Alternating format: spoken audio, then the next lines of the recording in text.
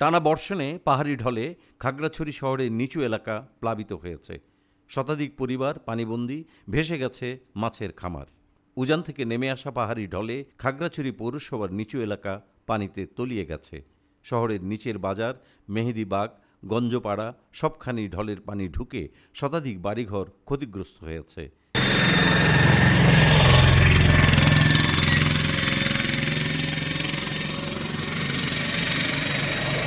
কয়েকশো পরিবার এখন পানিবন্দী।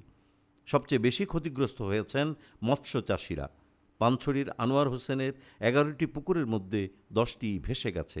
প্রায় 50 লাখ টাকার মাছ ও পোনা হারিয়ে তিনি এখন নিঃস্ব। পৌর প্রশাসক নাজমুন আরা সুলতানা জানিয়েছেন, ক্ষয়ক্ষতির তালিকা তৈরি হচ্ছে, দ্রুত দুর্গতদের সহায়তা দেওয়া হবে।